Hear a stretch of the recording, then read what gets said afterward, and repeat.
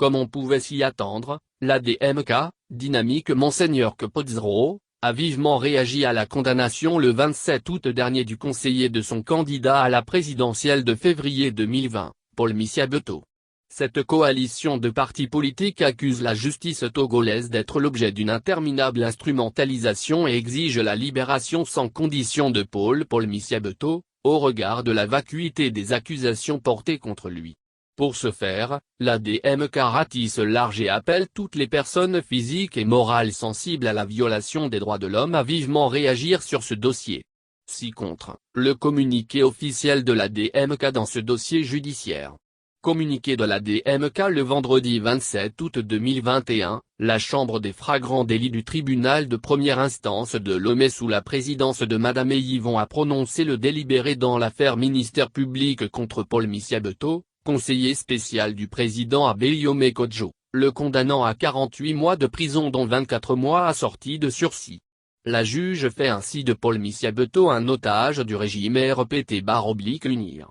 Au lendemain du discours fort apprécié et empreint d'audace et de sincérité du président de la Cour suprême, qui dénonce l'état de certains magistrats et engage les acteurs de l'institution judiciaire à un exercice vertueux de leur profession, force est de constater que le sermon M. Abdoulaye Yahya n'a pas touché le cœur de certains magistrats qui se laissent toujours emporter par des séductions et la docilité à exécuter la volonté des puissants tapis hors du prétoire. Une telle posture du juge, censé être le dernier rempart du faible est rédhibitoire. L'histoire de Paul Misiabeto est rocambolesque, et traduit l'instrumentalisation de la justice à des fins politiques dans notre pays malgré les rappels à l'ordre des Nations Unies, des organisations de défense des droits de l'homme, et ce malgré des investissements conséquents consacrés pour sa modernisation et son efficacité. Paul Misiabeto est victime de ses convictions politiques et c'est regrettable. 2 arrestations suivies de brutalité inouïe dans un contentieux électoral, dans un pays qui se veut une vitrine pour attirer des investisseurs publics et privés étrangers. La justice a un seul impératif, dire le droit, rien que le droit et tout le droit. L'ADMK s'indigne de cette décision du tribunal car il s'agit ni plus ni moins que de l'embastillement d'un innocent sans raison qui constituerait un épouvantail pour ceux qui sont hostiles au respect du droit, des principes démocratiques et de la vérité des urnes. Briser la vie d'un étudiant-chercheur qui est sur le point de conclure ses études de 3e cycle est non moins criminel et témoigne du mépris arrogant des autorités de ce pays pour la jeunesse et son épanouissement malgré les mantras servis par les prises de parole publiques pour endormir les consciences.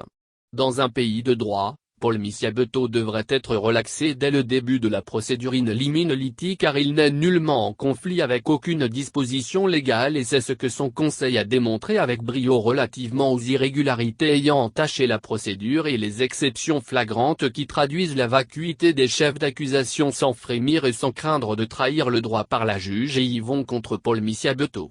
Il est tout à fait curieux que le tribunal après avoir relevé l'irrégularité du procès-verbal de perquisition, ajoute une condition que la loi n'a pas prévue, en relevant que cette violation n'apportait aucun grief au prévenu alors que les dispositions de l'article 47 du Code de procédure pénale prescrivent les formalités violées dans ce cas, à peine de nullité. Pour paraphraser Albert Einstein, le Togo sera détruit non pas par ceux qui font délibérément le mal, mais par ceux qui regardent sans rien faire. C'est pourquoi l'ADMK en appelle aux défenseurs des droits humains, aux praticiens du droit, aux acteurs politiques de tout horizon, à la société civile, aux corps diplomatiques à sortir de leur silence coupable pour dénoncer la persécution des opposants et de tous ceux qui aspirent à une bonne gouvernance afin d'exiger la libération immédiate et sans condition de Paul Misiabeto qui est victime d'une cabale politique. L'ADMK met en garde le pouvoir de Lomé contre toutes les déconvenues qui pourraient subvenir à ce citoyen qui a déjà perdu sa maman du fait de son arrestation le 21 avril 2020 et du traumatisme conséquent subi alors qu'il se trouvait au domicile du président Abeyome Kodjo lors de l'assaut musclé contre sa résidence et son enlèvement. L'ADMK demande aux autorités judiciaires de libérer sans condition ici et maintenant M.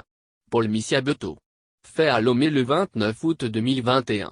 Pour la conférence des présidents Madame Kafuya Djamabo Johnson. Coordinatrice générale.